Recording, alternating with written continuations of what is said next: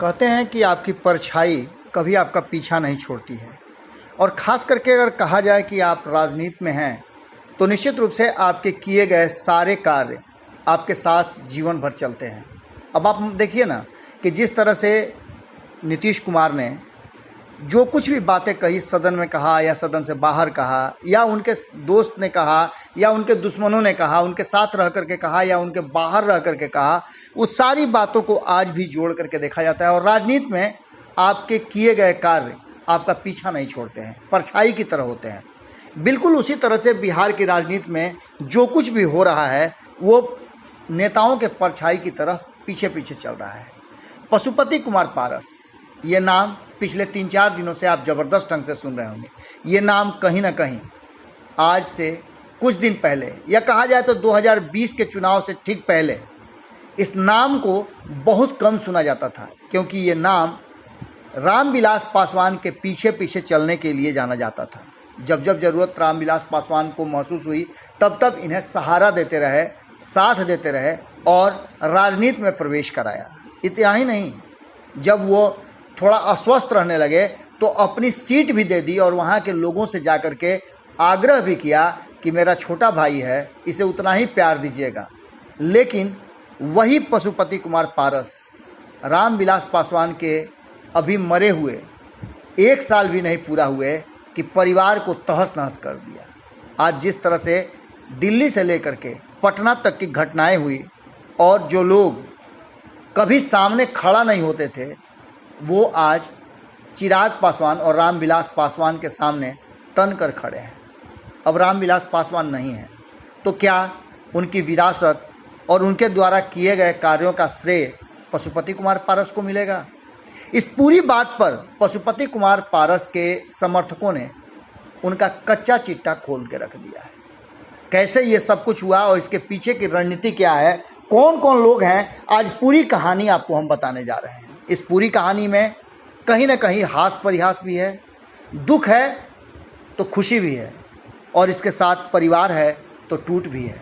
कई लोगों ने कहा था कि अगर गरीब और अमीर की लड़ाई होगी तो हम गरीब के साथ रहेंगे, अगर अगड़े और पिछड़े की लड़ाई होगी तो हम पिछड़े के साथ रहेंगे, अगर हिंदू और मुसलमान की लड़ाई होगी तो मुसलमान के साथ रहेंगे। आज ये सवाल बड़ा हो गया है कि चाचा भतीजा में लड़ाई हो तो आप किसके साथ रहेंगे? निश्चित रूप से चाचा की जिम्मेवारियां ज़्यादा बनती हैं, क्योंकि भतीजा गलती कर सकता है।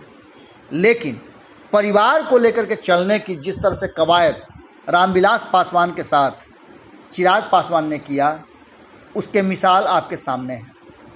जैसे ही केंद्र में गए पशुपति कुमार पारस तो अपने छोटे भाई और उसी परिवार के एक सदस्य प्रिंस को उन्होंने बिहार का प्रदेश अध्यक्ष बना दिया।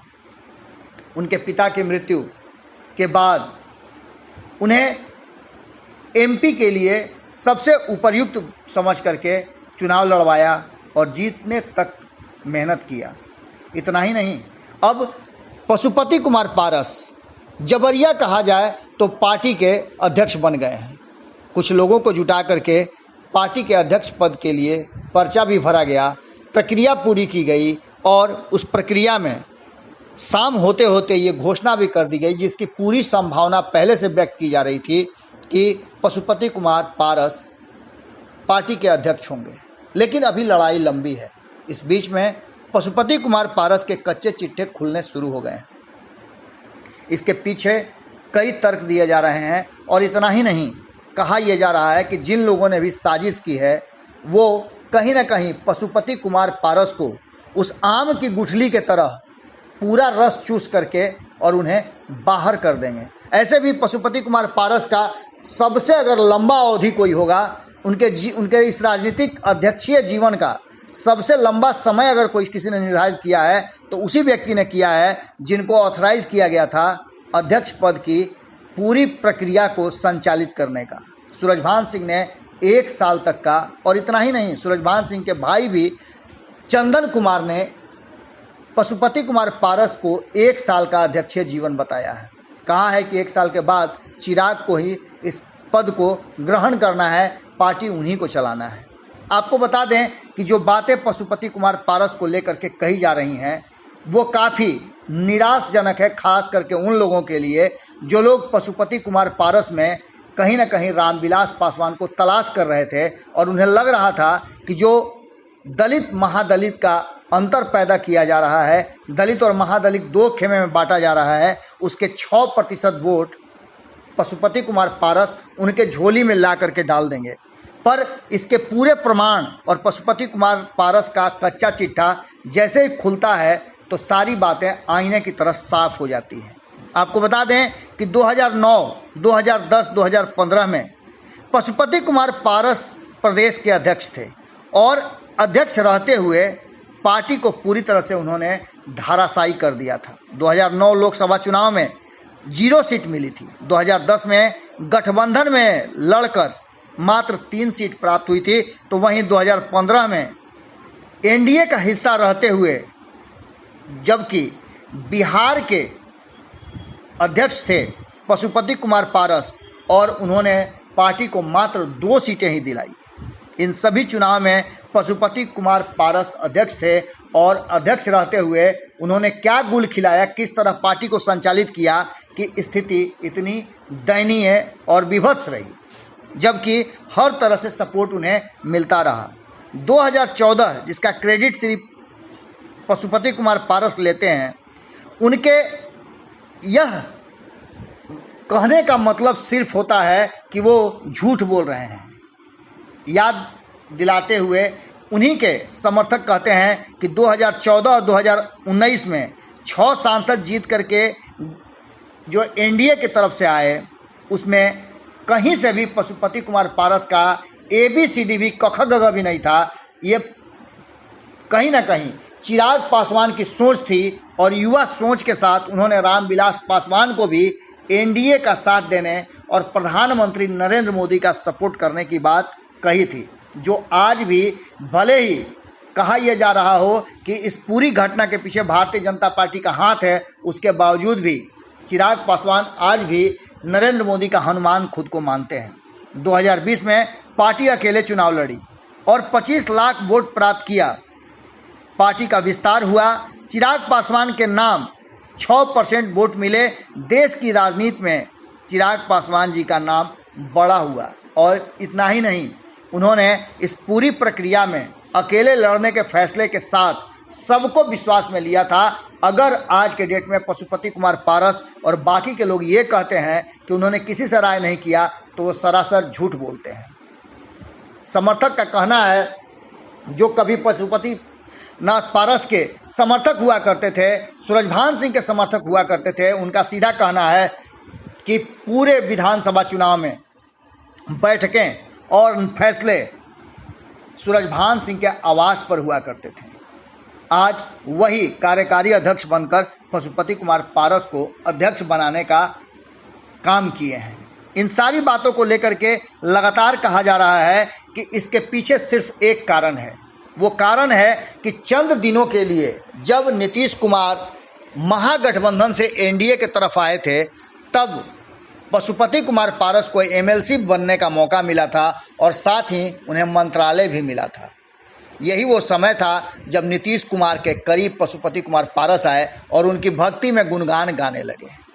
इसके बाद आपको बता दें कि लगातार वो चाहे अच्छा हो या बुरा हो, बिहार चाहे जहां चला जाए, लेकिन पशुपति कुमार पारस अपनी पार्टी से ज़्यादा नीतीश कुमार की भक्ति करने लगे और आज उसी भक्ति का नतीजा है कि उन्हें पार्टी के साथ, जिसे मां कहते हैं, धोखा करना पड़ा।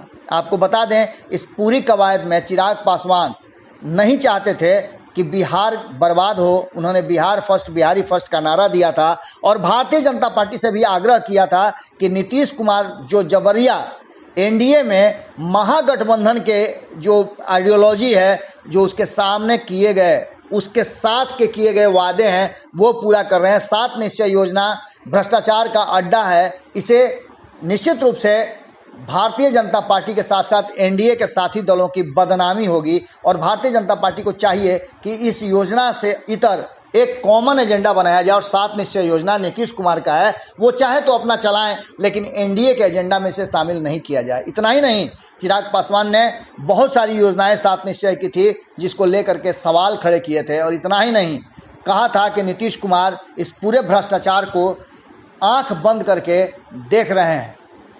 इस पूरे घटना के बाद कहीं ना कहीं नीतीश कुमार के टारगेट पर चिराग पासवान आए और इसी का प्रकटीकरण है कि आज 1 साल भी नहीं हुए रामविलास पासवान के मृत्यु के, आज उनकी पार्टी को तोड़ने का ये षड्यंत्र रचा गया। जो लोग भी शामिल हैं वो ये गलतफहमी में हैं कि पशुपति कुमार पारस किसी भी रूप में रामविलास पासवान का प्रतिरूप हो सकते हैं, साया हो सकते हैं, परछाई हो सकते हैं। ऐसा कभी नहीं होने वाला है, क्योंकि रामविलास पासवान की अगर परछाई कोई है तो वो चिराग पासवान हैं, जिन्होंने 2014 और 2019 दोनों में, इसके बाद 2020 में भी ये दिखा दिया है कि उनमें मादा है कि वो अपने दम पर पार्टी और परिवार के साथ साथ बिहार को भी चला सकते हैं। अब ये समर्थक की बात में कितना दम है, ये आपने पूरी खबर देखी, उसके बाद आप खुद निर्णय कीजिए। यदि आपको लगता है कि ये खबर सही है तो आप कमेंट बॉक्स में ज़रूर लिखिएगा। इस खबर के पीछे कोई साजिश नहीं है, बिल्कुल वही खबर है जो आज पशुपति कुमार पारस के समर्थक रहे लोग कह रहे हैं। हाजीपुर की जनता कह रही है, और इतना ही नहीं, बिहार की जनता भी कह रही है कि पशुपति कुमार पारस किसी भी तरह से रामविलास पासवान के परछाई नहीं हो सकते हैं। अब इस खुलासे के बाद कहीं ना कहीं मुश्किलें तो निश्चित रूप से बढ़ेगी और हो सकता है कि रात की नींद भी पशुपति कुमार पारस की उचट जाए। जुड़े रहिएगा भारत लाइव के साथ, खबरें लगातार जारी है। नमस्कार। अगर ये वीडियो पसंद आई और वह बिहार के राजनीति और बिहारियत से सरोकार रखेनी तो सब्सक्राइब बटन दबा के चैनल के सब्सक्राइब कर ली। ओजे एगो घंटी बा, ओकरा बटन दबा देला से कुल सटीक और मारक खबर रुआ मुफ्त में मिल जाई। अगर रुआ पत्रकारिता के हमनी के नया प्रयोग में सहयोग कर चाहतानी तो ज्वाइन बटन दबा दी। पेटीएम नंबर नोट कर ली 9386816700। धन्यवाद।